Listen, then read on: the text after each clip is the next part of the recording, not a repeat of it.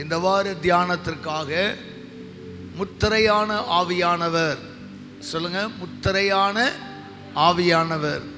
முத்திரை மோதிரமாக செருபாபேலையும் யோசுவாவை வைத்தார். அப்போஸ்தலனாகிய பவுலடியாரின் அப்போஸ்தல ஊழியத்திற்கு கொரிந்து சபை முத்திரையாக இருந்தது. இன்றைக்கு நாம் தியானிக்கிற செய்தியினுடைய தலைப்பு முத்திரையான ஆவியானவர். முத்திரையான ஆவியானவர். ஆவியானவர் ஒரு முத்திரையாய் இருக்கிறார். அதைத்தான் இன்றைக்கு நாம் தியானிக்கிறோம். எபேசியர் 1வது அதிகாரம் 12வது வசனத்திலிருந்து நாம் வாசிக்க கேட்கலாம். தமது சித்தத்தின் ஆலோசனைக்கு தக்கதாக எல்லாவற்றையும் நடப்பிக்கிற அவருடைய தீர்மானத்தின்படியே நாங்கள் முன்குறிக்கப்பட்டு கிறிஸ்துவுக்குள் அவருடைய சுதந்திரமாகும்படி தெரிந்து கொள்ளப்பட்டோம். நீங்களும் உங்கள் ரட்சிப்பின் சுவிசேஷமாகிய சத்திய வசனத்தை கேட்டு விசுவாசிகளான போது வாக்குத்தத்தம் பண்ணப்பட்ட பரிசுத்த ஆவியால் அவருக்குள் முத்திரை போடப்பட்டீர்கள். அவருக்கு சொந்தமானவர்கள் அவருடைய மகிமைக்கு புகழ்ச்சியாக மீட்கப்படுவார்கள் என்பதற்கு ஆவியானவர் நம்முடைய சுதந்திரத்தின் அச்சாரமாய் இருக்கிறார். ஆண்டவரின் நாமம் மகிமைப்படுவதாக. இந்த நல்ல அருமையான காலை வேளையில் நாம் தியானிக்கிறோம். 13வது வசனம், நீங்களும் உங்கள் ரட்சிப்பின் சுவிசேஷமாகிய சத்திய வசனத்தை கேட்டு விசுவாசிகளான போது வாக்குத்தத்தம் பண்ணப்பட்ட பரிசுத்த ஆவியால் அவருக்குள் முத்திரை போடப்பட்டீர்கள். அல்லேலூயா. அப்போஸ்தலனாகிய பவுல் தனது ரட்சிப்பை அழகாய் சொல்லுகிறார். நாங்கள் ஆண்டவரின் சித்தத்தின் ஆலோசனைக்கு தக்கதாக எல்லாவற்றையும் நடப்பிக்கிற தீர்மானத்தின்படியே நாங்கள் முன்குறிக்கப்பட்டு கிறிஸ்துவுக்குள் அவருடைய சுதந்திரர் ஆகும்படி தெரிந்து கொள்ளப்பட்டோம். அதே போல் நீங்களும் ரட்சிப்பின் சுவிசேஷமாகிய சத்திய வசனத்தை கேட்டு விசுவாசிகளான போது வாக்குத்தத்தம் பண்ணப்பட்ட பரிசுத்த ஆவியால் அவருக்குள் முத்திரை போடப்பட்டீர்கள். எப்படி ரட்சிக்கப்படணுமா? சொல்லுங்க, எப்படி ரட்சிக்கப்படணும்? இன்னைக்கு நிறைய பேர் தலைவலிக்காக அல்லது ஏதோ பலவீனங்களுக்காக அல்லது யாரோ ஒருத்தர் சொன்னாங்கங்கிற நிர்பந்தத்துக்காக வருவாங்க. ஆனால் பவுல் சொல்கிறாரு, உங்கள் ரட்சிப்பு எப்படி இருக்கணுமா? ரட்சிப்பின் சுவிசேஷமாகிய சத்திய வசனத்தை கேட்டு விசுவாசிகளாகணும். ஒரு அல்லேலூயா சொல்லுங்க. எப்படி விசுவாசிகளாகணும்? சத்தமா, ரட்சிப்பின் சுவிசேஷமாகிய சத்திய வசனத்தை கேட்டு ரட்சிக்கப்பட்டா உங்கள் ஆவியானவர் முத்திரை போடுவாராம். அல்லேலூயா. ஏதோ பேருக்கு இந்த அக்கா சிலாத்தி தாங்காமல் வந்தோம், இந்த அண்ணன் தொந்தரவு தாங்காமல் வந்தோம் என்றால் ஒரு பார்வையாளராகவே நாம் இருந்து செல்வோம். ஏதோ ஒரு பலவீனத்துக்காய் வந்தோம், இயேசு மேலெல்லாம் நம்பிக்கை இல்லை, விசுவாசம்லாம் இல்லை, ஏதோ நோய் சுகமாகுதா டெஸ்ட் பண்ணலாம் அப்படின்னு வந்தால் உங்கள் மேலே ஆவியானவரின் முத்திரை கிடையாது. யாரு மேல் ஆவியானவர் முத்திரை போடுகிறார்? ரட்சிப்பின் சுவிசேஷமாகிய சத்திய வசனத்தை கேட்டு ரட்சிக்கப்படுறவங்களை அவர் என்ன பண்ணுறாராம்? முத்திரை போடுகிறார். முத்திரை என்றால் என்னன்னு சொன்னேன். இப்போ உதாரணமாக இந்த ஒரு நோட் இருக்குது, இது ஒரு கவரில் போட்டு சீல் வைக்கிறது தான் முத்திரை. ஒரு வீட்டை பேங்காரங்க சீல் பண்ணுவாங்க, ஜப்தி புட்டி சீல் வைக்கிறாங்க, அது ஒரு முத்திரை. இதே போல் ஒரு கடிதம் கொடுத்து விடப்படுகிறது முத்திரை. அதுபோல் ஆவியானவர் நம்மை முத்திரை போடுகிறார். பரிசுத்த ஆவியானவர் ஒரு நபர் மேல் முத்திரை போட்டார். யார் மேலே? ஜீசஸ் கிரைஸ்ட் மேலே. ஏசு கிறிஸ்து ஞானஸ்தானம் பெற்று கரை வரும்போது என்ன உண்டாகுது சொல்லுங்களேன், சொல்லுங்க. இதோ வானம் அவருக்கு திறக்கப்பட்டது, தேவ ஆவியானவர் புறாவை போல் இறங்கி தம்மேல் வருகிறதை கண்டார். அன்றியும் வானத்திலிருந்து ஒரு சத்தம் உண்டாகி, இதோ இவர் என் நேச குமாரன், இவரில் பிரியமா இருக்கிறேன் என்று உரைத்தது. இதுதான் ஷீல். என்னைக்கு சரியா மனம் திரும்பி சரியா ரட்சிக்கப்பட்டு ஞானஸ்தானம் பெறுறோமோ அன்னைக்கு நம்ம மேல யார் அமருகிறார்? பரிசுத்த ஆவியானவர். என்னைக்கு இயேசு மேல பரிசுத்த ஆவியானவர் அமர்ந்தாரோ அவருடைய வாழ்விலே ஒரு தோல்வி இல்லை, ஒரு பாவம் அணுகவில்லை, ஒரு போராட்டம் நெருங்கவில்லை. போராட்டம் வந்தது, ஜெயித்தார். வசனத்தினாலே ஜெயித்தார். கஷ்டங்கள் வந்தது, ஜெயித்தார். ஏளனங்கள் வந்தது, ஜெயித்தார். சிலவற்றை சகித்தார், ஆனாலும் வெற்றி சிறந்தார். காரணம் தெரியுமா? ஹோலி ஸ்பிரிட், பரிசுத்த ஆவியானவர் புறாவை போல இறங்கினார் என்றவுடன் ஏதோ ஒரு புறா வரல, ஒரு மகிமை அவரை மூடியது. அதைத்தான் இங்கே எபேசிய நிருபத்திலே பவுலடியார் சொல்கிறார், அவருக்கு நீங்களும் உங்கள் ரட்சிப்பின் சுவிசேஷமாகிய சத்திய வசனத்தை கேட்டு என்ன வாக்குத்தத்தம் பண்ணப்பட்ட பரிசுத்த ஆவியால் முத்திரை போடப்படுவீர்கள். ஆமென் சொல்லுங்களேன். முத்திரை போடப்பட்டீர்கள். இந்த முத்திரை எதற்காகவா? அவருக்கு சொந்தமானவர்கள். அவருக்கு சொந்தமானவர்கள் யாருக்கு சொந்தமானவங்க? பிதாவுக்கு சொந்தமானவர்கள், ரட்சிக்கப்பட்டவர்கள், ஞானஸ்நானம் பெற்றவர்கள், அவருடைய மகிமைக்கு புகழ்ச்சியாக மீட்கப்படுவார்கள் என்பதற்கு ஆவியானவர் நம்முடைய சுதந்திரத்தின் அச்சாரமாயிருக்கிறார். அல்லேலூயா. யார் மேலெல்லாம் ஆவியானவர் முத்திரை போட்டாரோ, யாரெல்லாம் வசனம் கேட்டு ரட்சிக்கப்பட்டீங்களோ உங்க மேல ஆவியானவரின் முத்திரை உண்டு. அவர்களை மீட்கும் வரை ஆண்டவர் விடமாட்டார். அல்லேலூயா சொல்லுவோம். அவர்கள் மீட்கப்படுவார்கள். அவருக்கு சொந்தமானவர்கள் மீட்கப்படுவார்கள். நல்ல காலை வேளையில் ஒரு தீர்மானம் எடுங்க. நான் சத்திய வசனம் கேட்டு ரட்சிக்கப்பட்டேனா, இல்லை எங்கள் அம்மா வந்ததுனால நான் வந்தேனா, எங்கள் அப்பா வந்ததுனால நான் வந்தேனா? ஒவ்வொரு பிள்ளைகளுக்கும் ஒரு ரட்சிப்பின் ஸ்டோரி இருக்கணும். சால்வேஷன் ஸ்டோரி, ஒரு ரட்சிப்பின் ஸ்டோரி இருக்கணும். ஒரு ரட்சிப்பின் கதை இருக்கணும். ஏதோ அக்கா வந்ததுனால வந்தேன், அம்மா வந்ததுனால வந்தேன் இல்லை. உங்கள் தனிப்பட்ட வாழ்க்கையில் நீங்கள் ரட்சிப்பு அடைந்ததை அனுபவமாக சொல்ல தெரியணும். எப்போது ரட்சிக்கப்பட்டீங்க? சில பாஸ்டருடைய பிள்ளைங்க வாழ்க்கை பரிதாபமாக இருக்கும், சொல்லவே தெரியாது. ஏன்னா அப்பா பாஸ்டர் அதனால சபைக்கு வந்தேன். ஆனாலும் ஒரு டேர்னிங் பாயிண்ட் உங்கள் வாழ்க்கையில் வரணும். அப்பா இயேசுவை ஏற்றுக்கொண்டதுனால அப்பாவோட வந்தேன், அம்மாவோட வந்தேன், அப்படியே வாழ்கிற இல்லை. நீங்கள் ரட்சிப்பை ருசிக்கிற ஒரு அனுபவம் கிடைக்கணும். ஆமென் சொல்லுவோமா? நீங்கள் ரட்சிப்பை சுதந்திரிக்க வேண்டும். இந்த ரட்சிப்பை நீங்கள் சுதந்திரிக்கும் போது உங்கள் மேலே ஆவியானவர் என்ன செய்கிறாரு? முத்திரை போடுகிறார். சரி, என்னுடைய விசுவாசம் உங்கள் எல்லார் மேலேயும் ஆவியானவரின் முத்திரை இருக்கிறது என்று நான் நம்புகிறேன். நீங்கள் ஞானஸ்நானம் பெற்ற போது ஆவியானவரால் முத்திரை போடப்பட்டீர்கள் என்று நம்புகிறேன். ஆனால் முத்திரை போட்ட ஒரு பாதுகாக்கப்பட்ட வாழ்க்கை, முத்திரை என்பது முற்றிலும் பாதுகாக்கப்பட்டது. ஒரு அரசாங்கம் முத்திரை போடுகிறதை யாரும் உடைக்கக்கூடாது. ஒரு அதிகாரி முத்திரையிட்டு அனுப்புகிற கவரை போஸ்ட்மேன் பிரித்து பார்க்கக்கூடாது. அது முற்றிலும் பாதுகாக்கப்பட்ட ஒன்று. அதுபோல ஆவியானவர் நம்மை முத்திரை போட்டிருக்கிறார். நம்புறவங்கள ஒரு அலையிலே சொல்லுவோமா? ஆவியானவர் என்னை முத்திரையாக, என் மேல் ஒரு முத்திரை என்கிற அச்சாரத்தை வைத்திருக்கிறார். அப்படியானால் என்னை யாரும் சீண்டி பார்க்க முடியாது, என்னை யாரும் உடைக்க முடியாது, என் வாழ்க்கை யாரும் கெடுக்க முடியாது. ஏனென்றால் என்னை சுற்றிலும் ஆவியானவர் ஒரு ஷீல்டாக, ஒரு முத்திரையாக இருக்கிறார். பரிசுத்த ஆவியானவர் ஜீசஸ் மேலே அமருகிறார். அதிலிருந்து அவரை யாரும் சேதப்படுத்த முடியலை. அதே போல் மேலறையில் பரிசுத்த ஆவியானவர் சீடர்களை நிரப்புகிறார். அதுக்கப்புறம் அவங்களுக்கு ஒரு விசேஷித்த பாதுகாப்பு பாருங்க. அவர்கள் இரத்த சாட்சியாக மரித்தாங்க. இரத்த சாட்சியாக மரித்தது தேவ சித்தம்.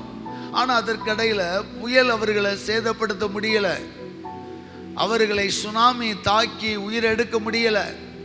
கட்டு விரியன், பயங்கரமான விரியன் பாம்பு பவுலடியாருடைய கைகளை என்ன செய்தது? கவ்விக்கொண்டது, உதறிட்டு போகிறான். தீவுகாரங்கெல்லாம் பார்க்குறாங்க செத்துருவான்னு, சாகவே இல்லை. ஏன் தெரியுமா? முத்திரையாக ஆவியானவர் இருந்தார். ஒரு அலையிலேயே சொல்லுங்களேன், முத்திரையாக ஆவியானவர் இருந்தார். அருமையான யோவான், சுவிசேஷகனாய் யோவான், இயேசுவின் மார்பில் சாய்ந்திருந்த இளம் வயதுடைய அப்போஸ்தலன் யோவான் ஆண்டவருடைய ஊழியத்தை செய்தபோது அவனை கடுமையாய் தண்டிக்க முற்பட்டார்கள். ஒரு பெரிய எண்ணெய் சட்டி கொதிக்க வச்சு அந்த எண்ணெய் சட்டியில் தூக்கி போட்டாங்க. கொதிக்கிற எண்ணெய் சட்டியில் அவன் உருண்டுட்டு கொஞ்சம் பரட்டி போடுங்கடான்னா, என்ன சின்ன சட்டியாக இருந்துச்சான். ட்ரை பண்ணான், அரண்டுட்டான் மண்ணை டொமிஸ்ராயன். என்னடா இப்படியா கொதிக்கிற சட்டியில் போடுறோம்? இவன் கொஞ்சம் கூட அவனுக்கு சேதம் இல்லை. சிங்க கெபியில் எப்படி தானியேலை சேதப்படுத்தாதிருந்ததோ, ஷாத்ராக் மேஷாக் ஆபேத்நேகோவை அக்னி சேதப்படுத்தாதிருந்ததோ, அதே போல இந்த யோவானை கொதிக்கிற எண்ணெய் சேதப்படுத்தலை. ஏனென்றால் முத்திரையாகி ஆவியானவர் இருந்தான். அல்லேலூயா. அப்புறம் அந்த மண்ணை என்ன பண்ணானா, இவனை நாடு கடத்துங்கடா, இந்த ஊருக்குள்ளே வைக்கக்கூடாதுன்னு சொல்லி பத்மு என்னும் தீவுக்கு நாடு கடத்தப்பட்டான். இது வரலாறு. இந்த பத்மு தீவில் போய் அவன் ஆவிக்குள் ஆனபோது தான் கிடைத்த வெளிப்படுத்தின விசேஷம். அதை அங்கே எழுதுகிறான். அடுத்து அங்கே வியாபாரிகள் கடல் வழியாய் கடந்து அங்கே செல்லும்போது அந்த கடிதங்கள் கடந்து வந்து சபைகளுக்கு வருகிறது. அப்படியாக ஒரு அற்புதமான பாத்திரம். ஏனென்றால் பரிசுத்த ஆவியானவர் அப்போஸ்தலர்களை மூடி பாதுகாத்தார், முத்திரையாக இருந்தார். அது 2000க்கு முன்னாடியே முடிஞ்சு போச்சு பாஸ்டர், நமக்கெல்லாம் கிடையாதுன்றீங்களா? உண்டு. அதைத்தான் இங்கே பவுல் சொல்கிறார். அந்த காலத்திலும் அந்த முத்திரையை உடைத்தவர்கள் உண்டு, முத்திரையை உடைச்சிடாதீங்கன்றாரு. வாசிக்கலாமா? எபேசியர் 4வது அதிகாரம் 25வது வசனத்தை நாம் வாசிக்கலாம். அன்றியும் நாம் ஒருவருக்கொருவர் அவயவங்களாய் இருக்கிறபடியால் பொய்யை களைந்து அவனவன் பிறனுடனே மெய்யை பேச கடவன். நீங்கள் கோபம் கொண்டாலும் பாவம் செய்யாதிருங்கள். சூரியன் அஸ்தமிக்கிறதற்கு முன்னாக உங்கள் எரிச்சல் தனிய கடவது. பிசாசுக்கு இடம் கொடாமலும் இருங்கள்.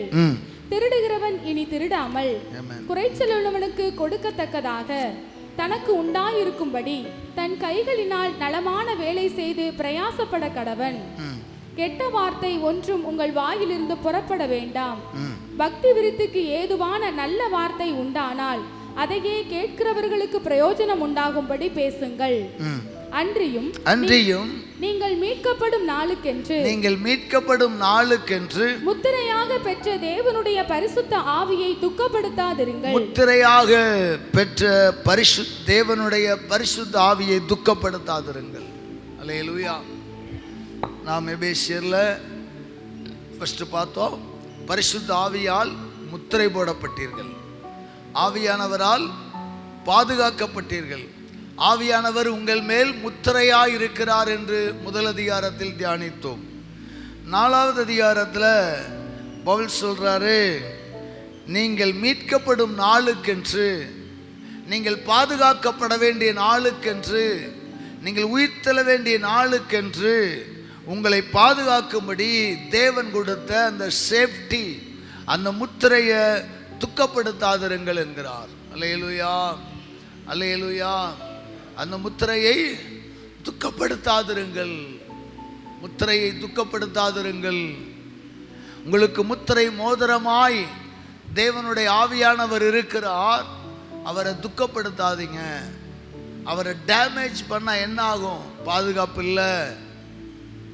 சில நேரங்களில் சில போட்டில் பிரயாணம் போகணுன்னா டூரிஸ்ட் பிளேஸில் ஒரு சேஃப்டி ஜாக்கெட் கொடுப்பாங்க, தன்னுடைய சரீரத்தில் அணிந்து கொள்ள வேண்டும்.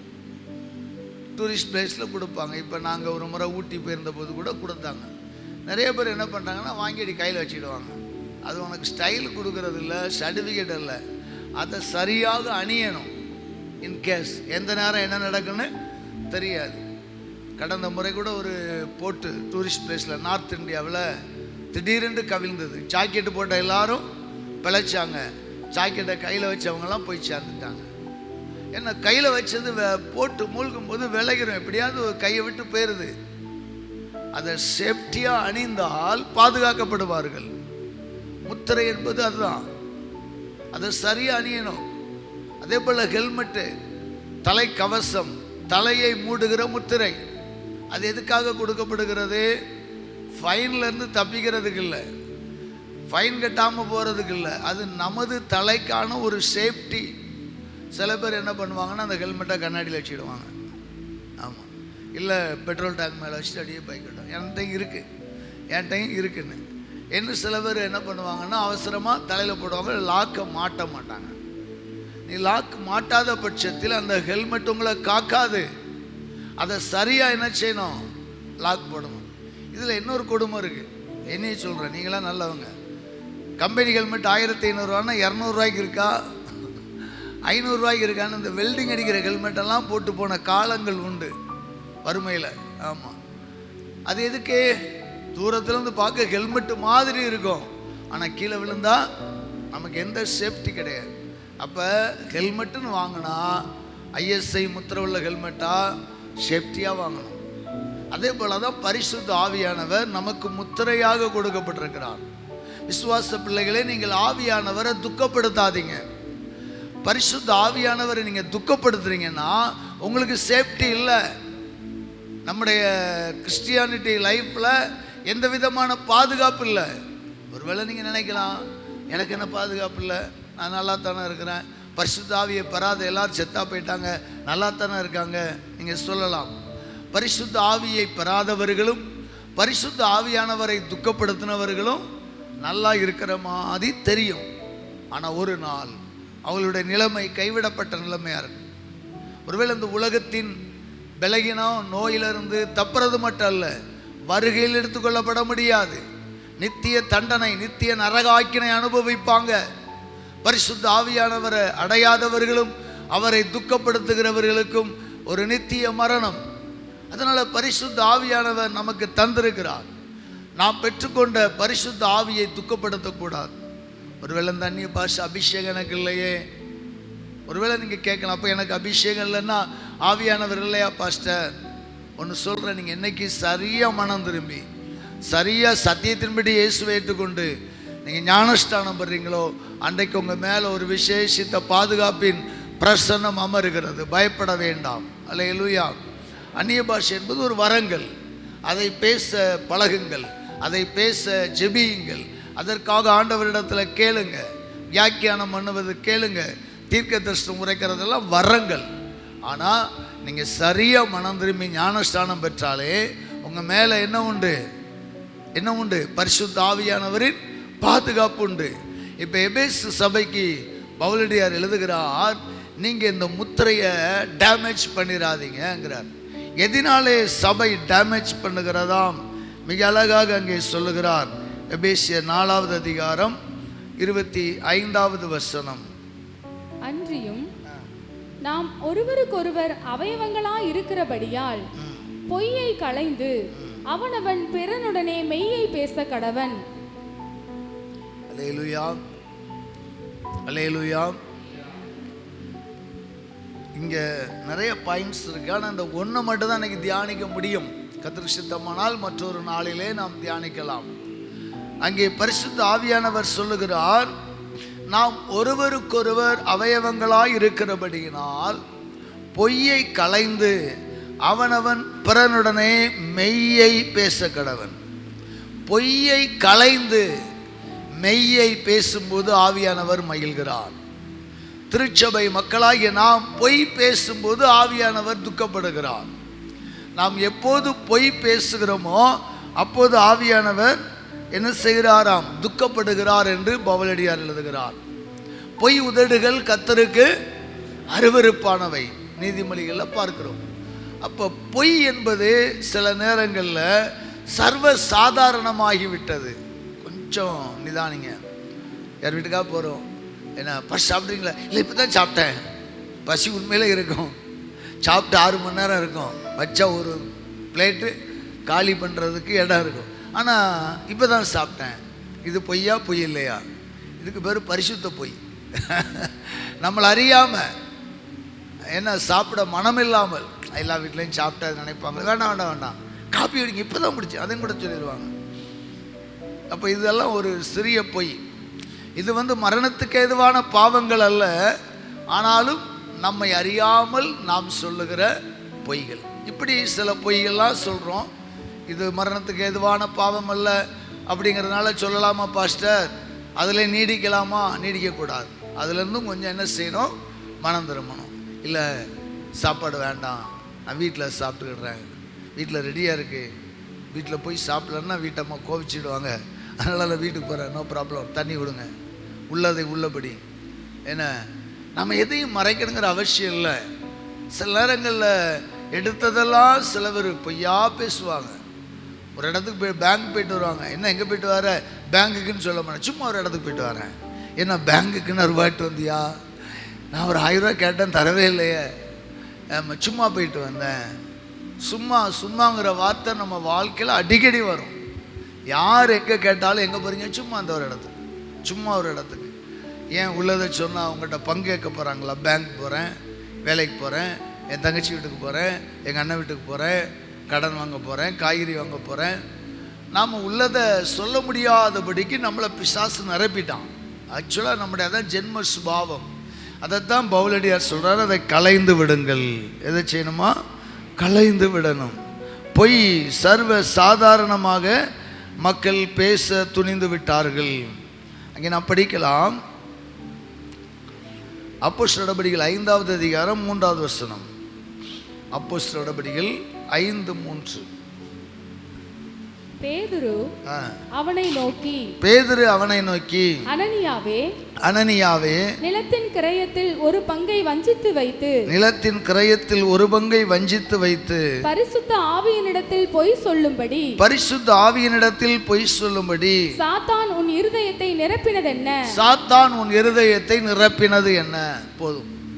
இங்கே அனனியா என்கிற மனிதன் பொய் சொல்லுகிறான். ஆனால் பொய் சொல்லுவதற்கு ரீசன் என்ன தெரியுமா? பேதுருவே கண்டுபிடிக்கிறாரு, சாத்தான் உன்னை நிரப்பினான். அன்பான தேவ பிள்ளைகளை, பரிசுத்த ஆவியானவர் நம்மை நிரப்ப இடம் கொடுக்கணும். பரிசுத்த ஆவியில் நிரப்பப்பட்டிருந்தால் சாத்தான் நம்மளை நிரப்ப முடியாது. இந்த பாத்திரத்தில் முழுவதும் தண்ணீர் நிரப்பி இருந்தால் வேற ஒன்று ஊற்றுறா நிற்காது, அது வழிஞ்சு ஓடிடும். அதே போல் நம்ம இருதயம் முழுவதும் ஆவியானவரால் நாம் நிரப்பப்படுவோமையானால், பரிசுத்த ஆவியானவரால் நீங்கள் நிரப்பப்பட்டால், சாத்தானுடைய பொய், சாத்தானுடைய வஞ்சகம், சாத்தானுடைய கிரியைகள் எதுவும் உங்களை நிரப்பாது. இங்கே அனனியாவை சாத்தான் நிரப்பினான். அனனியாவை ஏன் பொய் சொன்ன? பொய் சொல்ல உனக்கு எப்படி துணிச்சல் இருந்தது? அப்படிலாம் திட்டலை. பொய் சொல்லும்படி சாத்தான் உன் இருதயத்தை நிரப்பினது என்ன என்று கேட்கிறதை நாம் பார்க்கிறோம். இங்கே இந்த சூழல் நம்ம எல்லாருக்கும் தெரியும் நினைக்கிறேன், இருந்தாலும் சுருக்கமாய் சொல்லுகிறேன். அப்போஸ்தலர்கள் எல்லாரும் பொதுவாய் அனுபவிக்க ஆசைப்பட்டார்கள். நம்ம எல்லாரும் இயேசுவின் வருகைக்கு ஆயத்தப்படணும். அங்கங்கே இடத்தெல்லாம் வித்துட்டு வந்தாங்க. கட்டாயம் கிடையாது, ஆவியில் ஏவ யாரும் வற்புறுத்தலை, அவனா தீர்மானித்தான். அனனியாம் என்னும் அந்த பேருள்ள மனுஷன் என்ன செய்கிறானா, விற்று அப்போஸ்தலருடைய பாதத்திலே கொண்டு வைக்கிறான். 37 அநேகர் கொண்டு வைத்தார்கள். அதில் 36 ஒரு வசனம் சொல்லப்படுகிறது, சீப்புரு தீவானும் லேவியனும் அப்போஸ்தலராலே ஆறுதலின் மகன் என்று அர்த்தம் கொள்ளும் பர்னபா என்னும் மறுபேர் பெற்றவனும் ஆகிய யோசே என்பவன் தனக்கு உண்டாயிருந்த நிலத்தை விற்று அதன் கிரயத்தை கொண்டு வந்து அப்போஸ்தலருடைய பாதத்திலே வைத்தான். அல்லேலூயா. ஆமாம், எல்லாரும் கொண்டு விற்று வைத்தாங்க. இதில் சொல்லப்படுகிறது, பவுல் ஆறுதலின் மகன் என்று சொல்லப்படுகிற பர்னபாவையும் அனனியாவையும் தான் வேதத்தில் எழுதப்படுகிறது. ஏன் பர்னபாவை எழுதுகிறார், ஏன் அனனியாவை எழுதுகிறார் என்றால், பர்னபா ஒரு பெரிய செல்வந்தன். அவனுக்கு அந்த நாட்களில் சொந்த கப்பல், தோணி, துறைமுகத்தில் வியாபாரங்கள் நடைபெற்றது. எல்லாவற்றையும் விற்றான். ஏப்பா பர்னபாவை வித்துட்டானே, இவ்வளவு பணக்கார ரட்சிக்கப்பட்டானே, இவ்வளவு பெரிய கோடீஸ்வரர் எல்லாத்தையும் கொண்டு கொடுத்துட்டானே. இப்போ மக்கள் எல்லாம் ஏவப்பட்டார்கள். யாரையும் பேதர் கட்டாயப்படுத்தல, எல்லாரும் நடுத்தர மக்கள் விற்கிறாங்க. அப்பதான் அனனியா சப்பீராலும் விற்கிறதுக்கு தீர்மானம் எடுக்கிறாங்க. அவர்கள் விற்க தீர்மானம் எடுத்து விற்கிறாங்க. பணம் கையில் வருது. பணம் கையில் வரையும் தீர்மானம் உடைக்கப்படுகிறது, பிரதிஷ்டை உடைக்கப்படுகிறது. அவங்க சிந்தையில் ஒரு தாட்டு, எப்பா இவ்வளோ ரூபாயும் கொண்டு கொடுத்துட்டா, திடீர்னு நாளைக்கு இந்த பேதர் நம்மளை விரட்டிட்டா என்ன செய்யறது? ஏங்க அத்தான் கொஞ்சம் யோசித்து பாருங்க. சபைக்கு கொடுக்கணும், அவ்வளோத்தையுமா கொடுக்கணும், கொஞ்சம் வச்சுக்கிட்டா என்ன? பேதர் உன்னை விற்க சொல்லலையே, நீ விற்கிறதுக்கு முன்னாடி எங்க நமக்கு வேணுங்க விற்க வேண்டாம் சொல்லியிருந்தா தப்பு இல்லை. விட்டாச்சு, பணம் கைக்கு வந்துட்டு அப்புறம் ஒரு மனம் இல்லை, எப்படி கொடுக்கறது? ஆமாம், இந்த பாஸ்டரை நம்பி, இந்த அப்போஸ்தலர் பேதுருவை நம்பி எப்படி கொடுக்கறது? நாளைக்கு நமக்கு சோறு போடுவாங்களா கடைசி காலத்தில்? அதனால் என்ன பண்ணுவாங்க, நமக்குன்னு கொஞ்சம் வச்சுக்கிடுவாங்கன்னு சொல்லி என்ன செய்தார்களாம், அவர்கள் தன் மனைவி அறிய அவன் கிரயத்தில் ஒரு பங்கை வஞ்சித்து வைத்து ஒரு பங்கை கொண்டு வந்து அப்போஸ்தலருடைய பாதத்திலே வைத்தான். அல்லேலூயா, அல்லேலூயா. இது யாருக்கும் தெரியாது.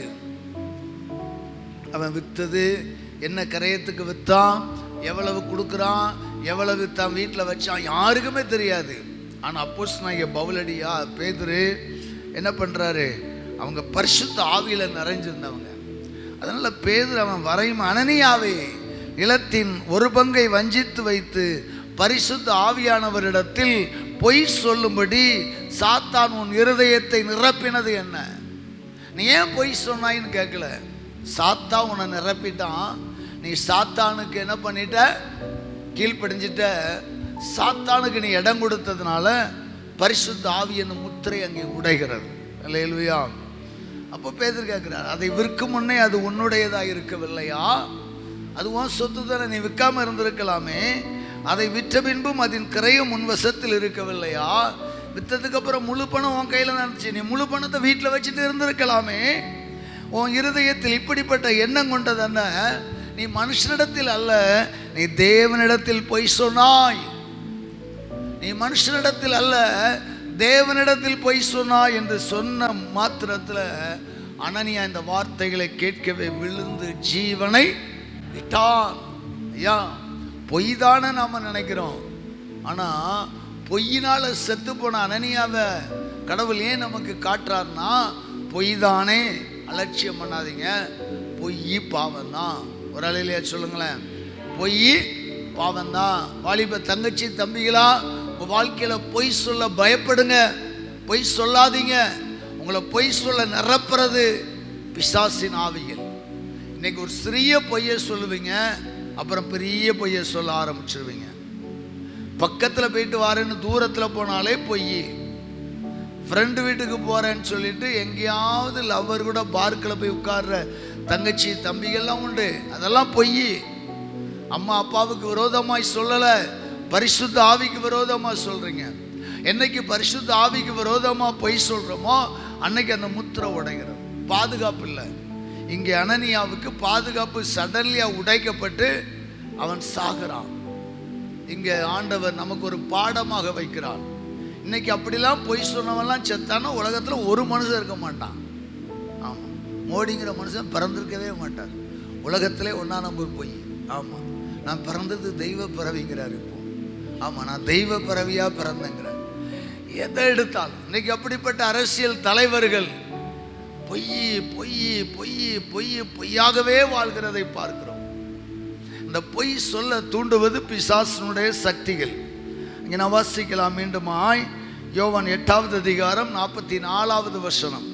இந்த பொய்யினுடைய உற்பத்தி எங்கே இருக்கிறதாம்?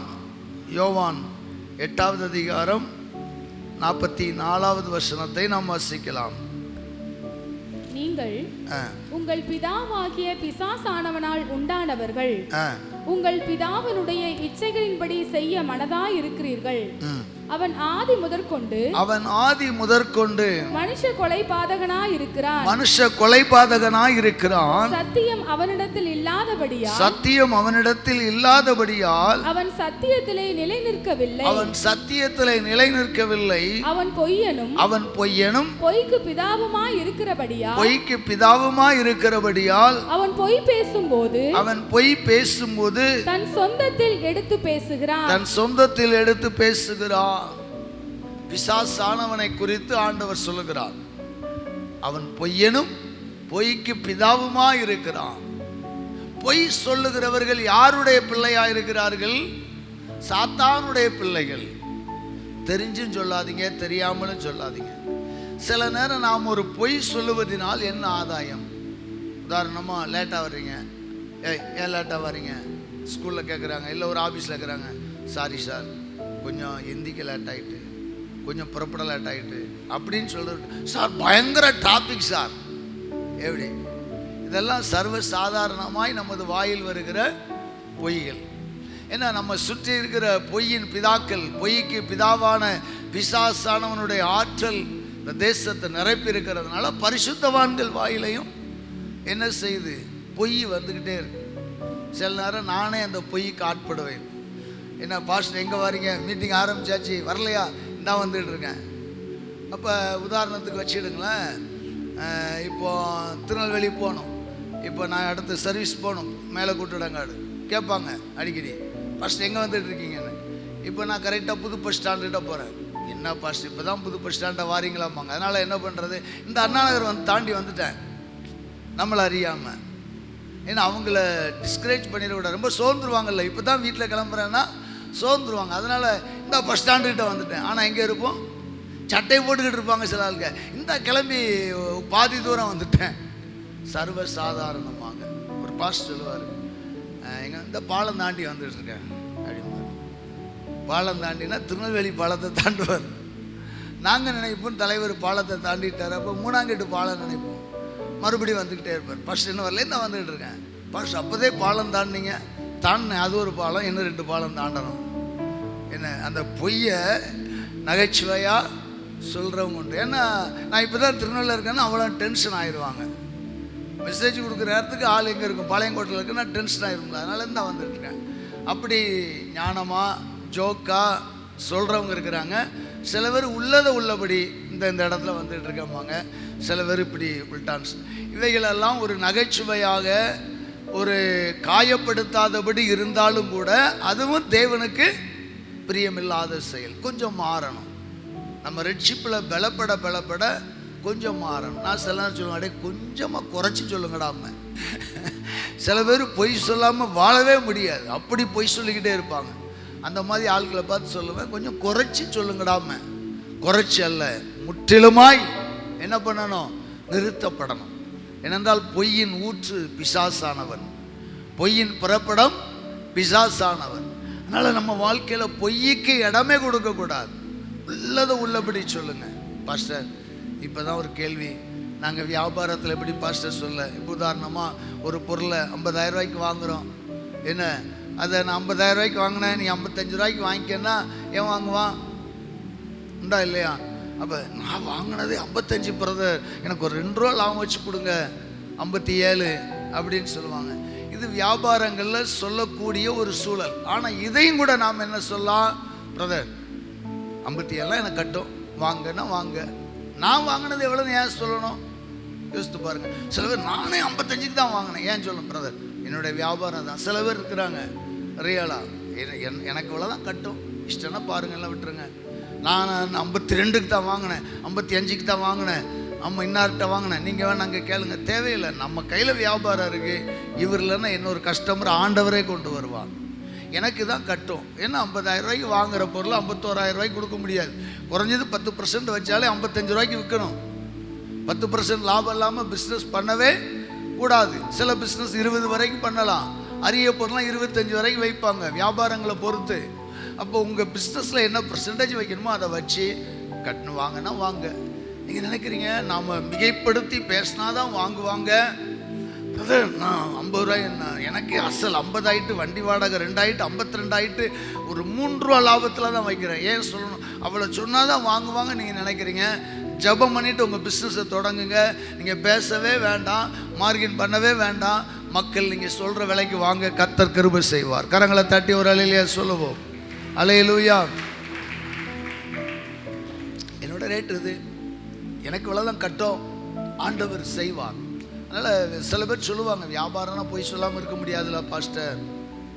அது புரோக்கர், லேண்டு புரோக்கர்னால் ரொம்ப சொல்லணும், சொன்னால் தான் ஆகுங்கிற லெவலில் இன்றைக்கி இருக்கிறோம். ஆனாலும் கூட நான் சொல்கிறேன், நம்ம லேண்டு புரோக்கராக இருந்தாலும் சரி, எந்த பிஸ்னஸ்னாலும் சரி, நமக்கு இன்க்ளூடிங் ரேட் அசல் என்ன, அதுலேருந்து ஒரு % லாபம் வச்சு பிரதர் தான் பிரதர், நிறைய செலவாயிட்டு பிரதர், நிறைய செலவு இருக்குது பிரதர், வாங்குறதுக்கு நிறைய கஷ்டப்பட்டுருக்கோம், ரொம்ப நாள் அலைஞ்சிருக்கோம், எங்களுக்கு டெய்லி ஒரு பிளாட்டு விற்கிறதுலாம் கிடையாது.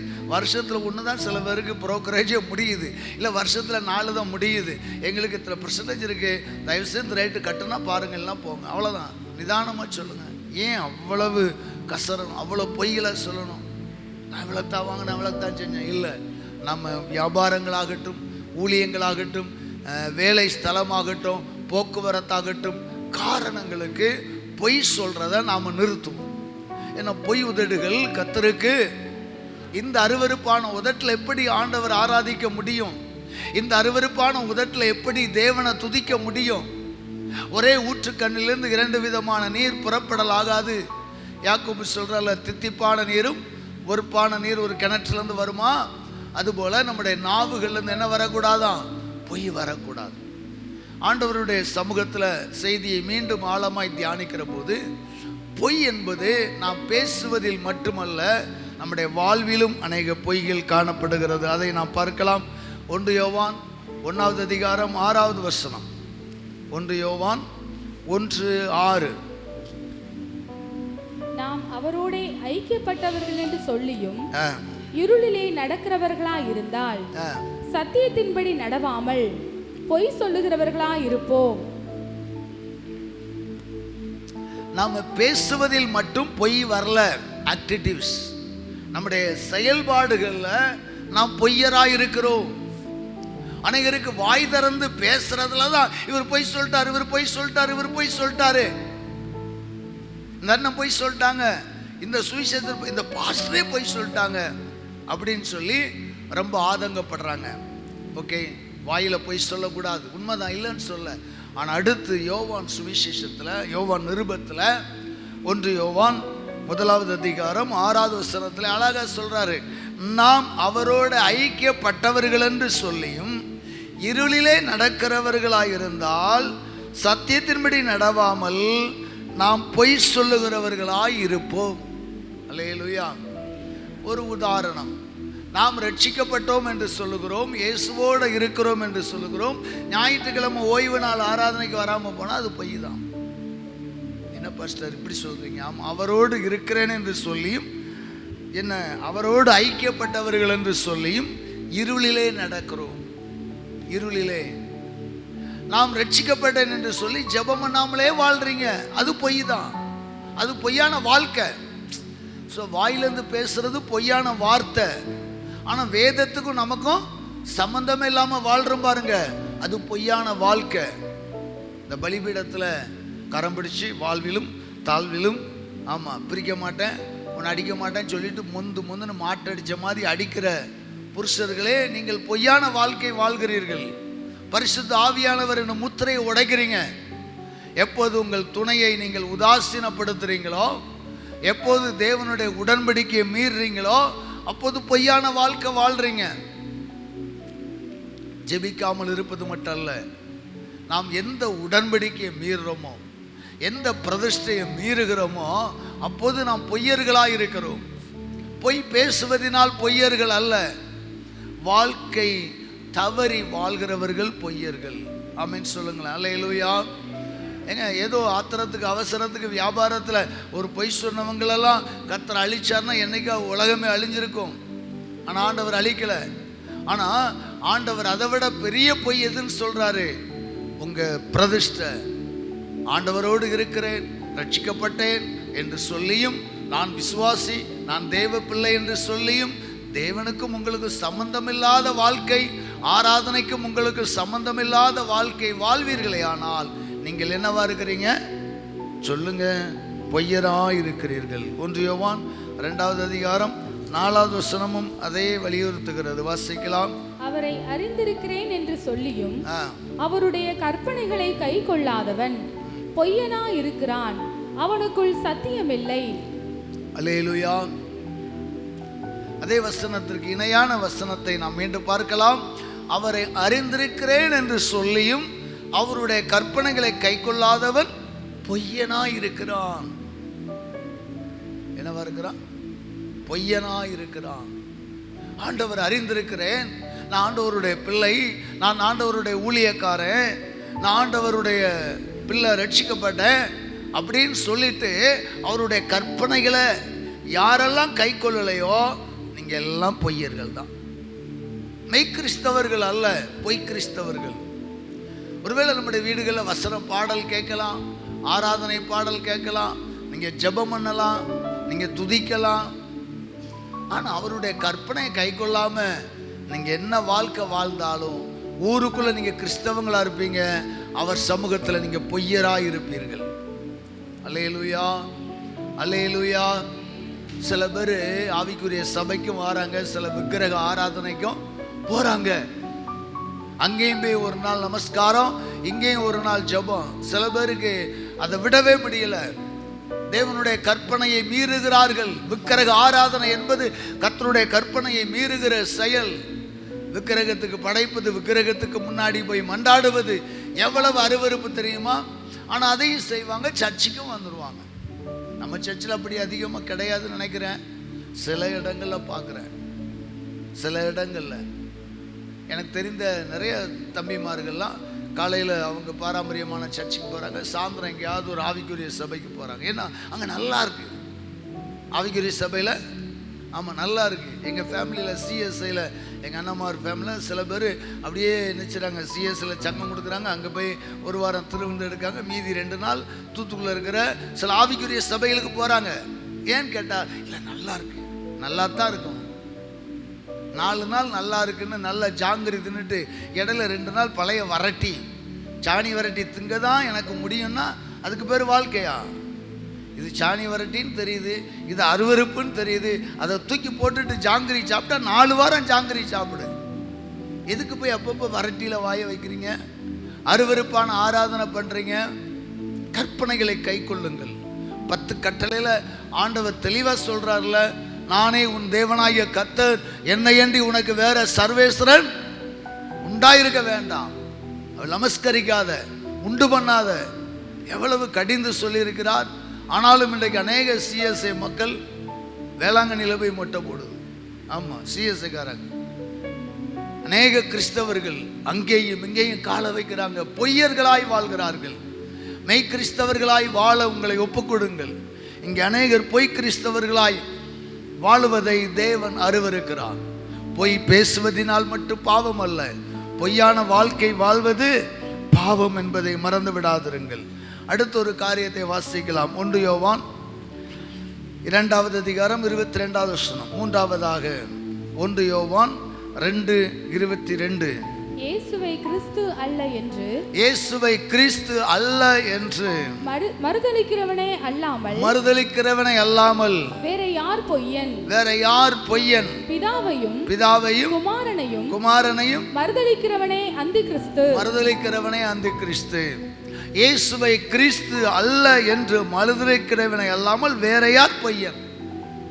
இயேசுவை கிறிஸ்து அல்ல என்று மறுதலிக்கிறவன் பொய்யனாம். நாங்கள்லாம் இயேசுவை கிறிஸ்துலன்னு நினைக்க சொன்னோம். இல்லை, உடைய அர்த்தம் என்ன தெரியுமா? கிறிஸ்து என்றால் அபிஷேகிக்கப்பட்டவர். ஐயா, இயேசு கிறிஸ்து அபிஷேகிக்கப்பட்டவர் என்று விசுவாசிக்கணும். அவர் என்னை அபிஷேகிக்கிறவர் என்று விசுவாசிக்கணும். அவர் தான் இந்த உலக இரட்சகர் என்று விசுவாசிக்கணும். இயேசுவும் ஒரு கடவுள் விசுவாசிக்கிறது விசுவாசம் அல்ல.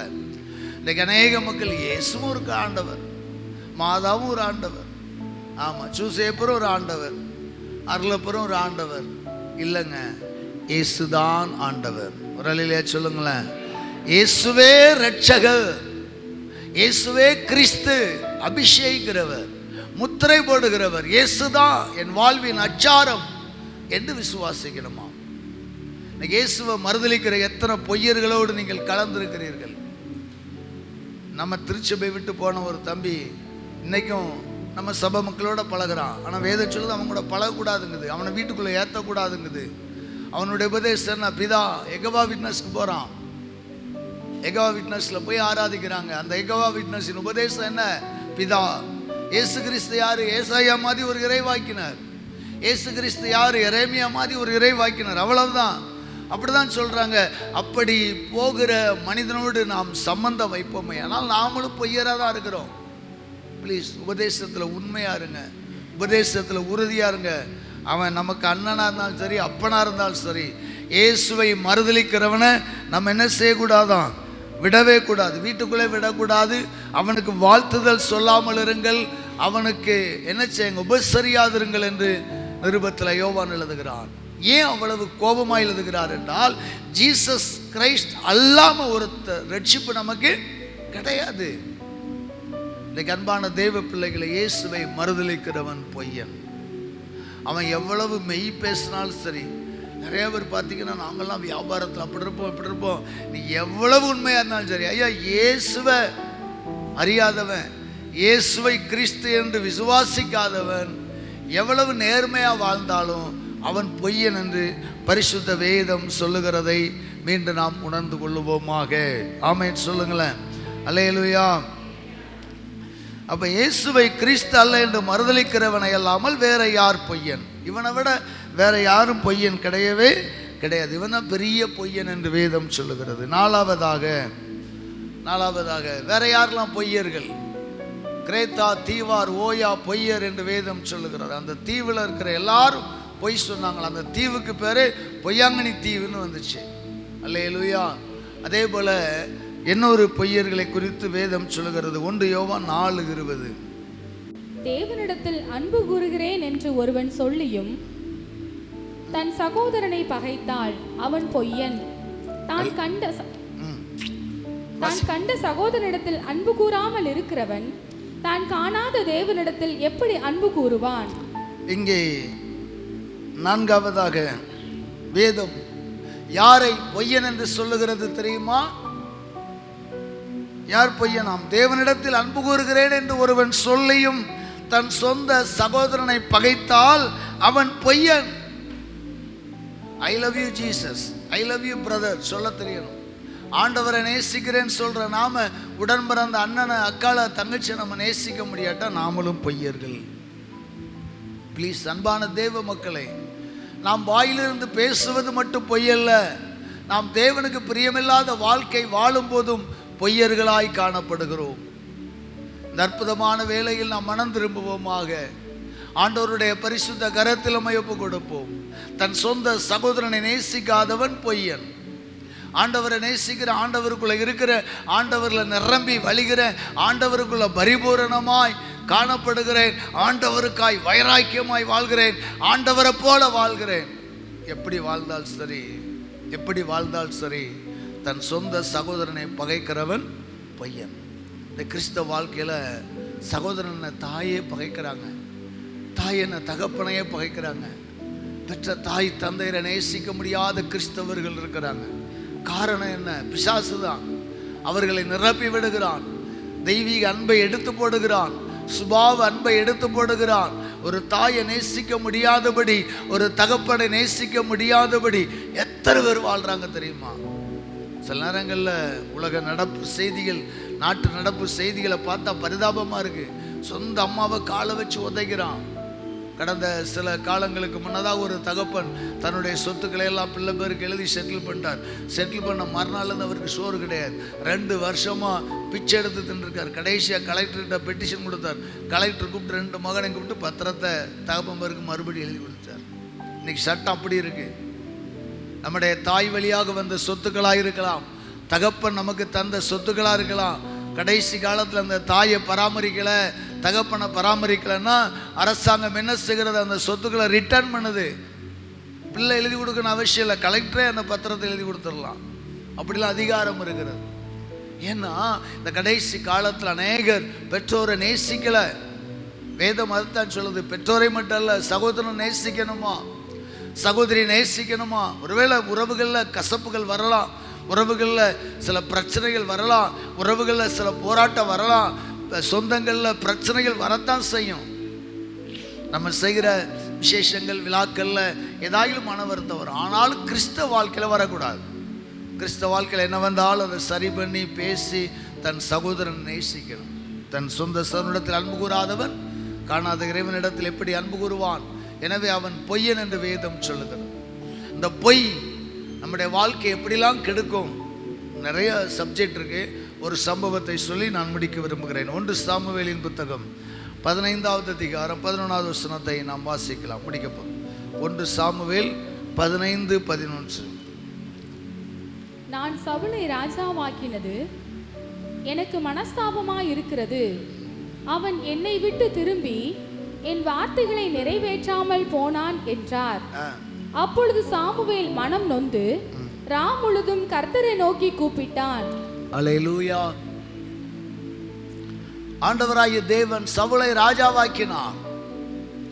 சவுலை ராஜாவாக்கின பின்பு அவன் ஒரு மிகப்பெரிய தவறுகளை செய்கிறான். அமலேக்கியருக்குண்டான எல்லாவற்றையும் அழித்து போடு என்று கர்த்தர் சொன்னார். அவன் அமலேக்கியருக்குள்ள வயதானவர்களை, பெண்கள், ஆண்களை கொண்டுட்டு அங்குள்ள ஆட்டுக்கடாக்களை எல்லாம் பிடித்து கொண்டு வருகிறான். நல்லா கவனிங்க. 15:9 படிக்கலாம். சவுலும் ஜனங்களும் ஆகாகையும் ஆடு மாடுகளில் முதல் தரமானவைகளையும் இரண்டாம் தரமானவைகளையும் ஆட்டுக்குட்டிகளையும் நலமான எல்லாவற்றையும் அழித்து போட மனமில்லாமல் தப்ப வைத்து அற்பமானவைகளும் உதவாதவைகளுமான சகல வஸ்துக்களையும் முற்றிலும் அழித்து போட்டான். Praise God. அவனுக்கு தேவன் கொடுத்த வார்த்தை என்ன? 15வது அதிகாரம் 3வது வசனத்துல 2 சேனைகளின் கர்த்தர் சொல்லுகிறது என்னவென்றால், ஆண்டவர் எதற்காக அமலேக்கியன் அழிக்கிறாரே? இஸ்ரவேலர் எகிப்திலிருந்து வந்தபோது அமலேக்கு அவர்களுக்கு வழிமறித்த செய்கையை மனதிலே வைத்திருக்கிறேன். மோசேயின் காலத்தில் இஸ்ரவேல் புத்திரர்கள் வரும்போது இவன் வழிமறிச்சானா. நம்ம ஆண்டவரை மாதிரி ஒரு ஆண்டவர் கிடையாது. உன்னை தொடுகிறவன் என் கண்மணியை தொடராங்கிறார் பார். இப்ப சவுல ராஜாவாக்கிட்டு அந்த அமலேக்கியன் அன்னைக்கு செய்ததை நான் மனசுல வச்சிருக்கிறேன், நீ அமலேக்கியனுக்கு உண்டான எல்லாவற்றையும் அழித்து விடு. ஆண்டவர் சொல்றார், எல்லாவற்றையும் சங்கரித்து அவன் மேல் இரக்கமே வைக்காத, புருஷரையும் ஸ்திரீகளையும் பிள்ளைகளையும் குழந்தைகளையும் ஆடுகளையும் ஒட்டகங்களையும் கழுதைகளையும் எல்லா கழுதைகளையும் கொண்டு போட கடவாய். ஆனா இப்ப சவுல் என்ன பண்றான்? ராஜாவை அரெஸ்ட் பண்ணி கொண்டு வர்றான், மற்ற கல்லடுகட்டையெல்லாம் கொள்றான், ஆகாதவைகளெல்லாம் அழிக்கிறான். முதல் தரமான ஆட்டுக்கடாக்கள், முதல் தரமான ஆடுகள், முதல் தரமான மாடுகள், இரண்டாம் தரமானவைகளும் அதை விட கொஞ்சம் செகண்ட் லெவலில் உள்ளவைகளையும் அழித்து போட மனதில்லாமல் அவைகளை அவன் கொண்டு வருகிறான். 9வது வசனத்தில் இப்ப சாமுவேல் பார்க்கல, சவுல் கொண்டு வந்த கொழுத்த ஆடுகளை சாமுவேல் பார்க்கல. அவன் கொண்டு வரும்போதே கர்த்தர் யார்கிட்ட சொல்றாரு? சாமுவேல்கிட்ட சொல்றாரு.